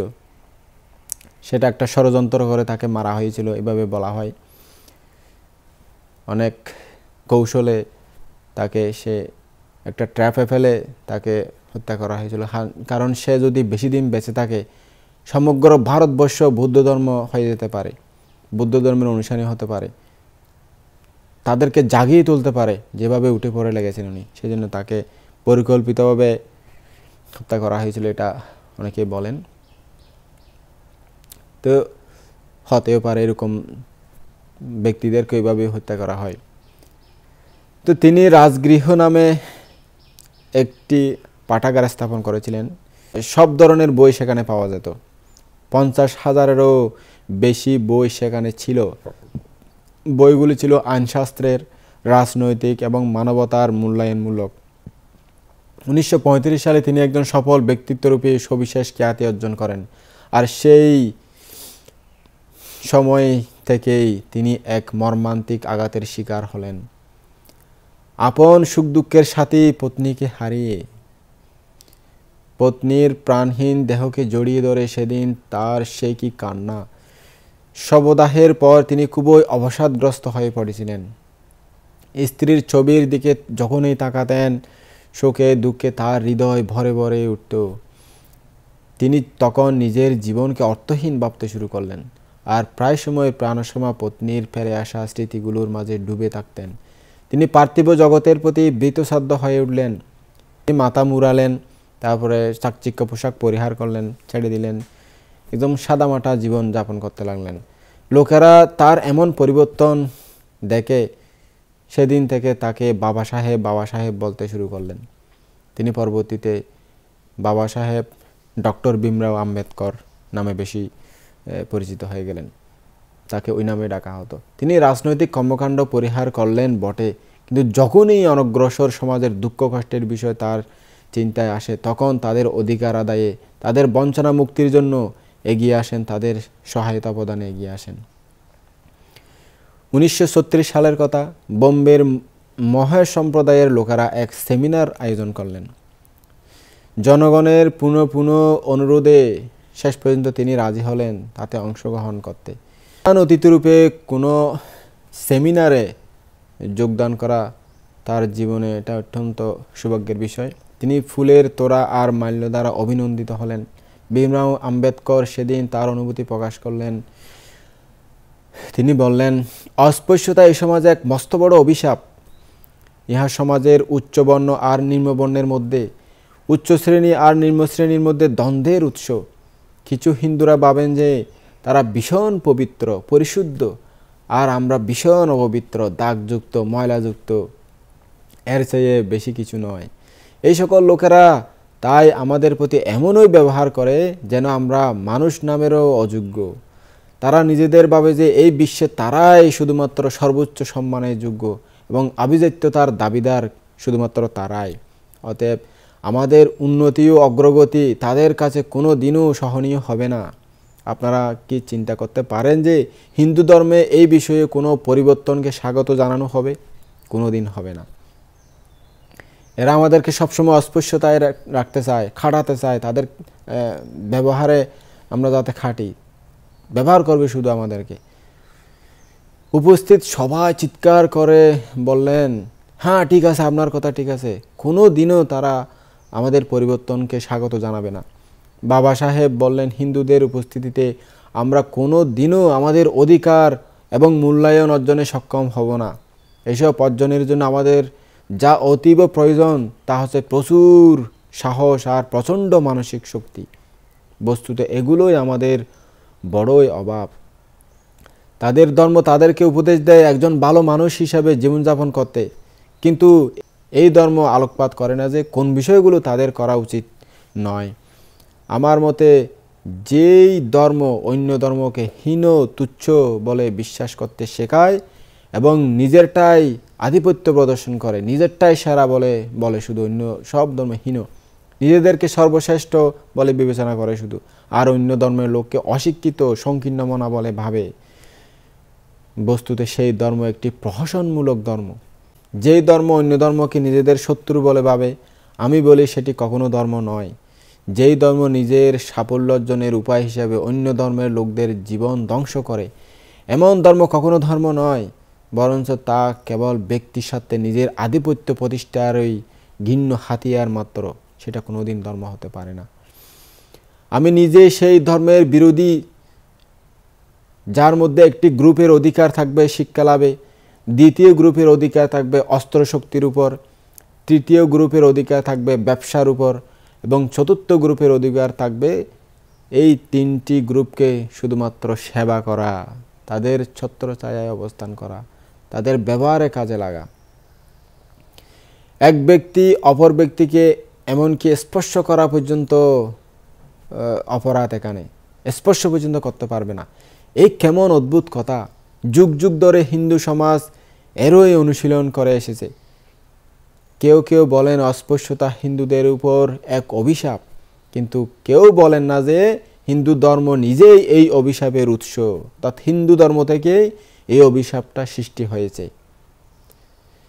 দেখুন, যেই সকল লোক হিন্দু সমাজ থেকে মুসলিম বা খ্রিস্টান রূপে ধর্মান্তরিত হয়, তারা কিন্তু আমাদেরকে অস্পৃশ্য ভাবেন না।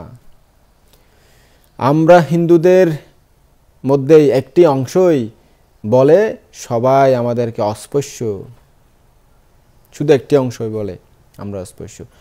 এমনকি মুসলিম অথবা খ্রিস্টানরা, যাদের মধ্যে অসাম্যের কোনো শিক্ষাই ছিল না, এখন তারাও আমাদেরকে অস্পৃশ্য বলে বিশ্বাস করতে শুরু করেছে।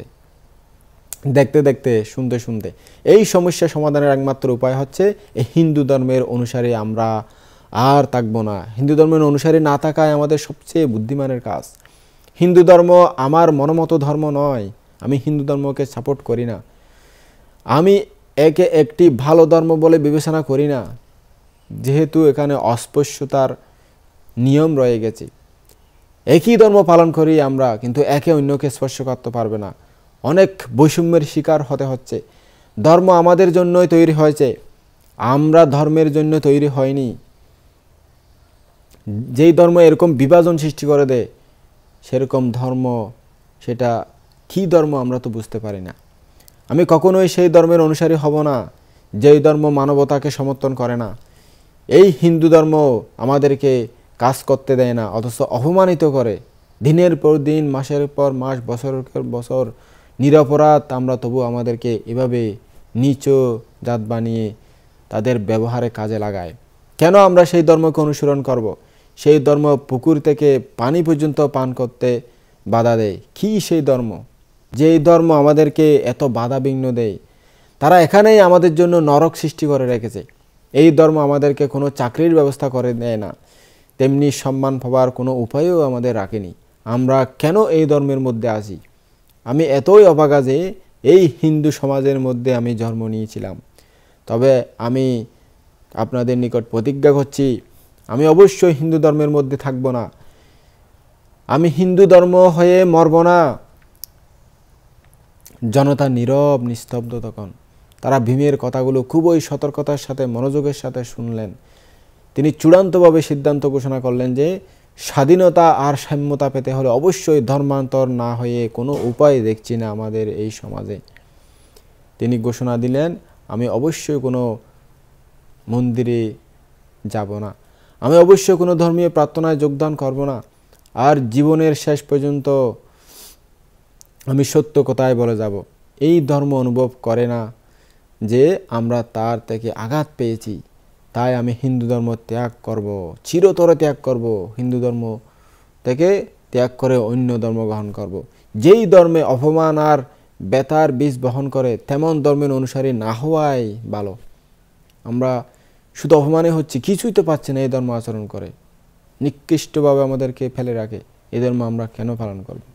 অন্য ধর্ম আমরা চলে যাব, এই ধর্ম ত্যাগ করব।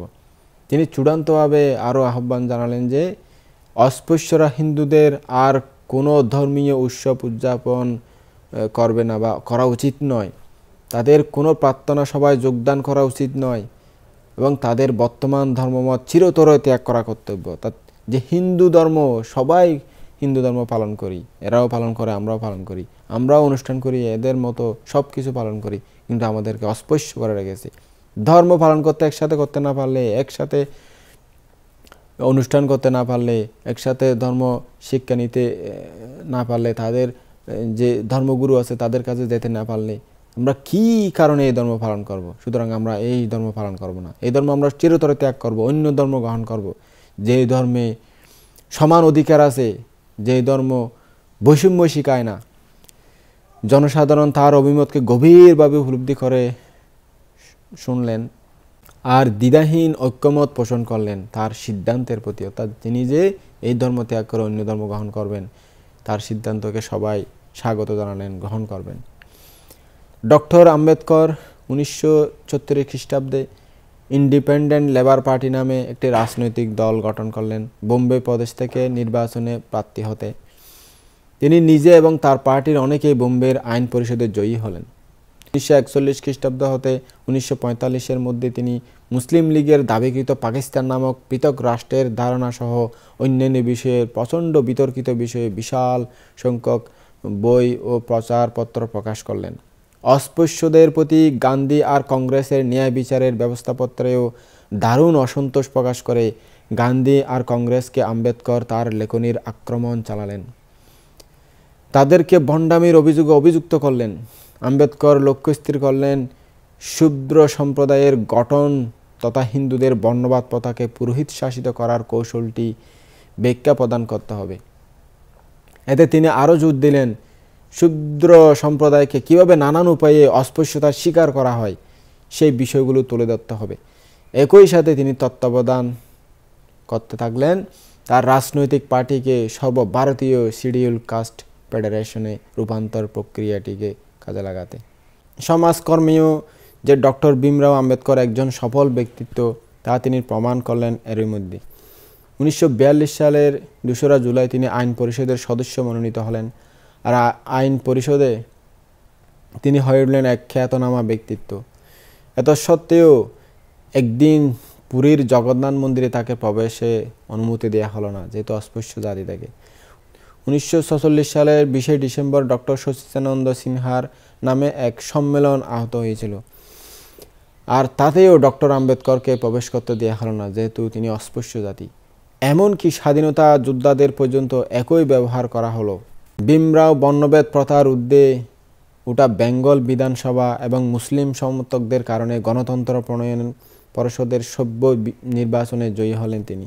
ভারত যখন স্বাধীন হলো তখন বেঙ্গলের সাংবিধানিক পরিষদের নির্বাচিত সদস্য হিসাবে পণ্ডিত জওহরলাল নেহেরু ভীমরাও আম্বেদকরকে তার ক্যাবিনেটে আইনমন্ত্রীর জন্য আমন্ত্রণ জানালেন। সেই আমন্ত্রণ গ্রহণ করলেন ভীমরাও। 1947 সালে সেই জুলাইয়ে জওহরলাল নেহেরু ভীমকে বললেন, আপনি কি রাজনৈতিকভাবে মুক্ত ভারতের রাজনৈতিক মন্ত্রিত্বের দায়িত্ব গ্রহণ করতে সম্মত আছেন?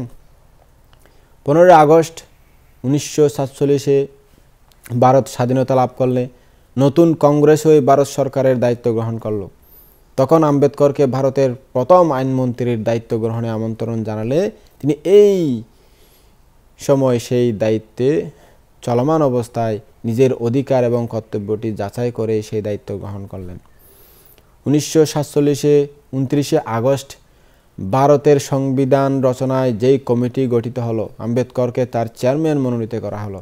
টিটিটি কৃষ্ণ মিছরি নামে এক কমিটি সদস্য এই প্রসঙ্গে বলেছিলেন, যদিও 7 সদস্যের এই কমিটি গঠিত হলো, তাতে একজন করলেন পদত্যাগ, তার সেই শূন্যস্থানে অপর একজনকে মনোনয়ন দেওয়া হলো। এরপর অপর একজন সদস্যের মৃত্যু হয়ে গেল, তার সেই শূন্য পদটি কিন্তু আর পূরণ করা হলো না। অপর একজন সদস্য তার সরকারি কাজে থাকলেন ব্যস্ত। অপর 2 সদস্য স্বাস্থ্যগত অসুস্থতার কারণে দিল্লি থেকে অনেক দূরে অবস্থান করেন। ফলে ডক্টর আম্বেদকরকে একাই সমস্ত বার বইতে হলো ভারতের খসড়া সংবিধান প্রণয়নে। তিনি একা যেই কাজ করলেন তা অত্যন্ত প্রশংসনীয়। আইনমন্ত্রী হিসেবে ডক্টর আম্বেদকরকেই 1948-এ 4 নভেম্বর ভারতের গঠনতন্ত্র পরিষদের সামনে এই খসড়া সংবিধান উপস্থাপন করতে হলো, আর সেই সংবিধান গৃহীত হলো 1949-এ 26 নভেম্বর।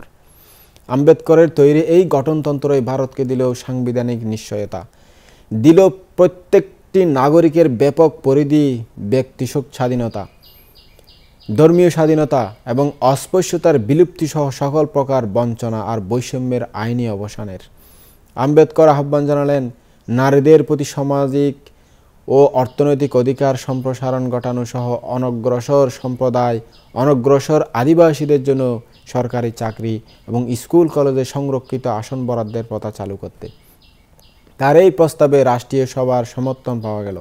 তাতে করে এক প্রকার ইতিবাচক প্রতিক্রিয়া পাওয়া গেল। বস্তুত ডক্টর আম্বেদকরের স্বভাব ছিল সৎ দায়িত্বকে গভীর আন্তরিকতার সাথে গ্রহণ করা আর তা পরিপূর্ণ নিবেদিত হয়ে সমাপন করা। তিনি বলেছিলেন, আমি এখানে এসেছি শুধুমাত্র বঞ্চিত অস্পৃশ্যদের অধিকার রক্ষা করতে, কোনো প্রকার ব্যক্তিগত স্বার্থে নয়। আমি জানতাম না এ কাজে আমি স্বাগত এবং পুরস্কৃত হব কিনা। আমি বিস্মিত হয়েছিলাম যখন দেখলাম যে সংবিধান মুসাবিদা সমিতি আমাকে তার সভ্য পদে মনোনয়ন দিলেন। কিন্তু তখনই আমার বিশ্বাস অবাক এর সীমা রইল না যখন তারা আমাকে প্রধান অতিথিরূপে বরণ করলেন। ভাষায় প্রকাশ করতে পারবো না আমার সেই মুহূর্তের অনুভূতি। তাই আমি আইন পরিষদের কাছে আন্তরিক কৃতজ্ঞ যে তারা আমাকে দেশ সেবার সুযোগ করে দিয়েছে। প্রধানমন্ত্রী নেহেরু সমর্থিত কংগ্রেসের অনেক নেতাদের সমর্থনে তিনি সর্বোচ্চ পার্লামেন্ট রাজ্যসভায় নিয়োগপ্রাপ্ত হলেও পার্লামেন্টের ব্যাপক সংখ্যক সদস্যদের সমালোচনায় মুখোমুখিও হতে হয়েছিল তাকে। আর সেখানে তিনি বললেন, যদি আমরা লোকতন্ত্র চাই তাহলে আমাদের আচরণ হবে সামাজিকতার পর্যায়ে। ভারতের সমাজ জীবনে সাম্যতার অভাব রয়েছে। যদিও আমরা রাজনৈতিকভাবে সাম্যতার অধিকারী হয়েছি, কিন্তু সমাজে যেমন তা বিরাজ করছে না, তেমনি বাস্তব জীবনেও নেই। আমি এই অস্পৃশ্যতার অবসানে সব কিছুই করব এবং আমরণকাল এই প্রচেষ্টা চালিয়ে যাব।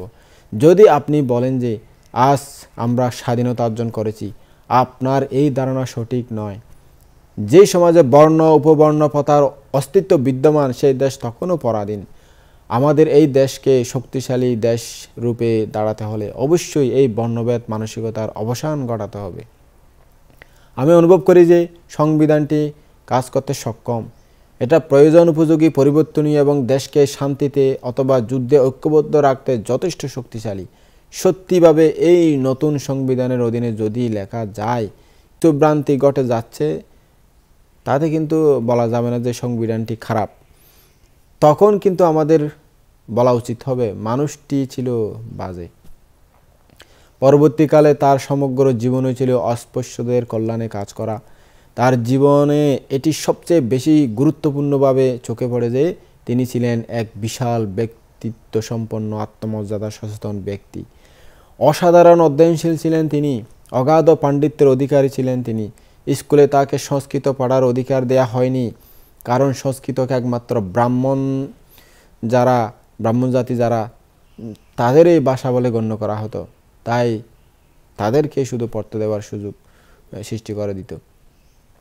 তারাই শুধু পড়তে পারত, অন্য জাতিরা পড়তে পারত না। কিন্তু পরবর্তী জীবনে তিনি যথেষ্ট আয়ত্ত করে নিয়েছিলেন এই সংস্কৃত ভাষাটি। তিনি গণশিক্ষা সমিতির সভাপতি হিসাবে অনগ্রসর সম্প্রদায়ের শিক্ষার অগ্রগতির জন্য বহু সংখ্যক স্কুল আর কলেজ প্রতিষ্ঠা করে দিয়েছিলেন। 1950-এর দিকে আম্বেদকর বৌদ্ধ ধর্মের প্রতি সবিশেষ ঝুঁকে পড়লেন। তিনি শ্রীলঙ্কা ভ্রমণে গেলেন বৌদ্ধ পণ্ডিত আর ভিক্ষুদের এক অধিবেশনে যোগ দিতে।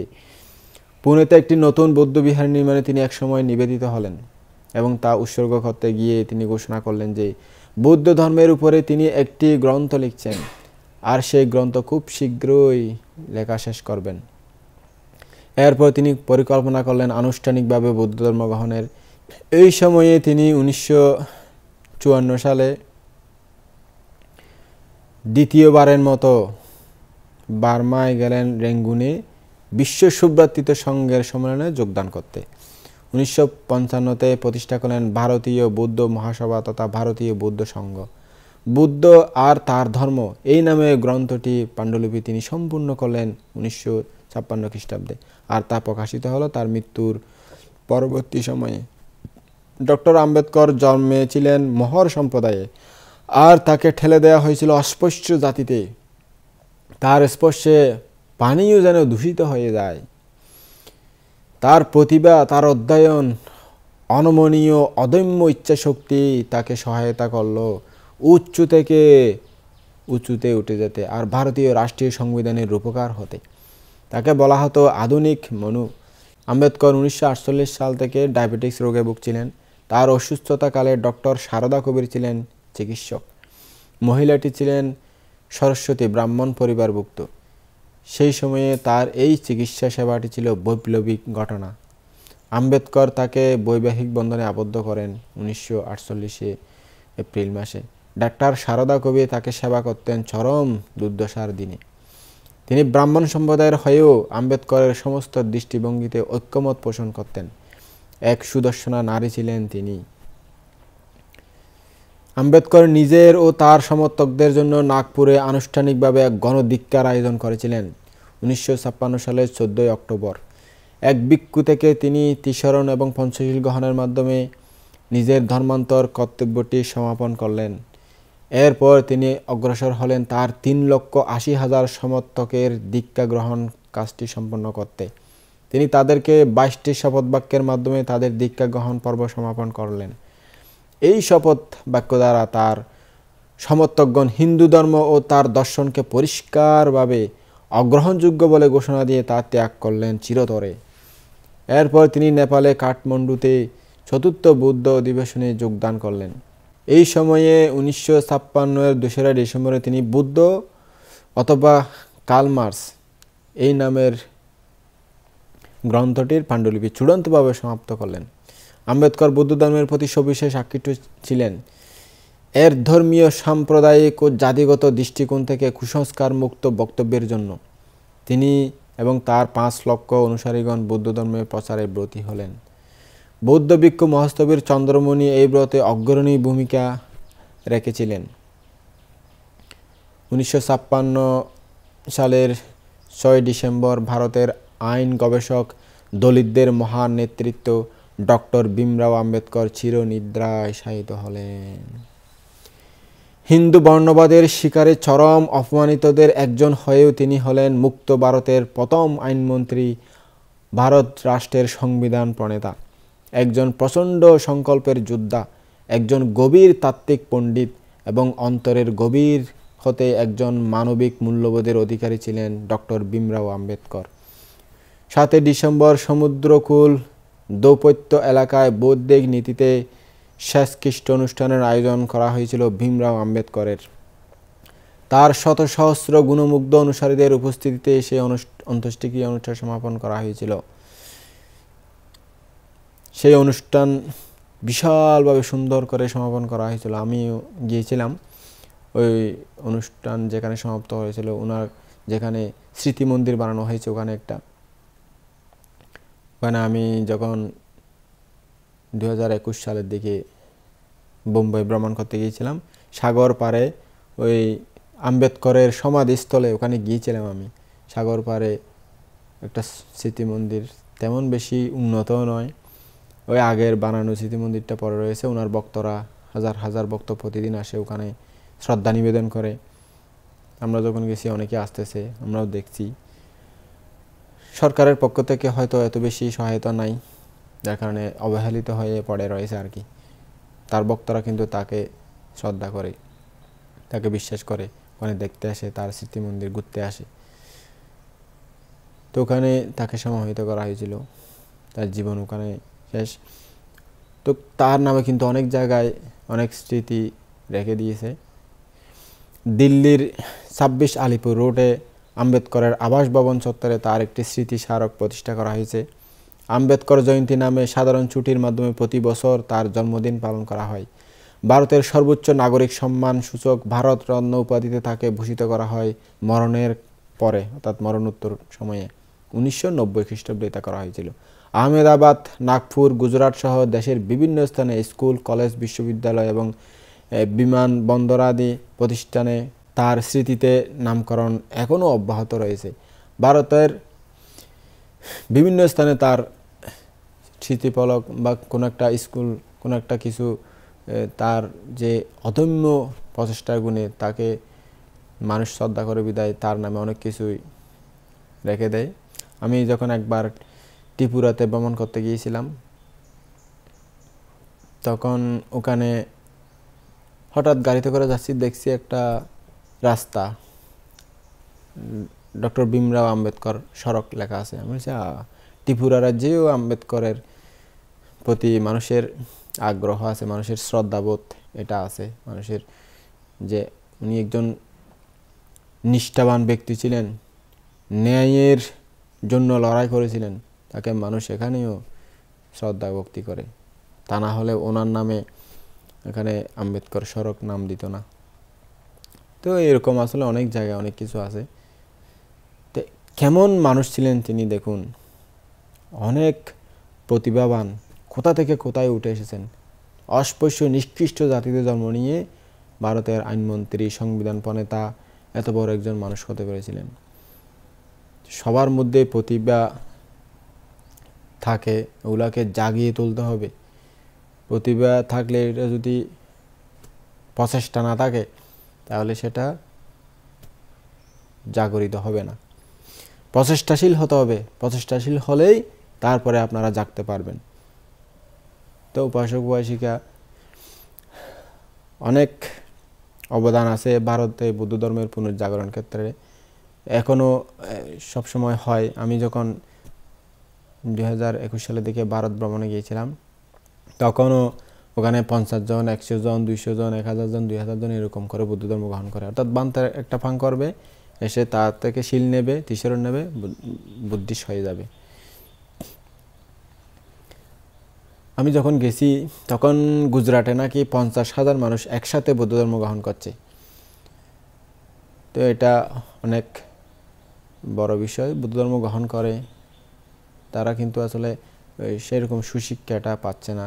যদি ভিক্ষুরা, ভালো ভালো ভিক্ষুরা ধর্ম প্রচার করতো, কারণ স্মার্ট যুগের কারণে ভালো ভিক্ষু থাকাও খুব কঠিন হয়ে গেছে, কি আর করবে। তো যাক, ওনার কাছ থেকে আপনারা অনেক কিছু শিখতে পারবেন। ওনার প্রতি যে ভারতবাসীরা যে শ্রদ্ধা ভক্তি দেখে সেটা বজায় থাকুক। আপনারা ওনার জীবন থেকে অভিজ্ঞতা অর্জন করে আপনাদের জীবনে কাজে লাগাবেন। কোনোদিন হার মানবেন না, এটা একটা মনে রাখবেন। কোনোদিন যদি হার না মানেন, জয় অবশ্যই আসবে। কঠোরতম প্রচেষ্টা ছাড়া কোনোদিন জয় আসে না। উনি কত বাধা অতিক্রম করেছে দেখুন, তারপরেও তিনি দমে যাননি।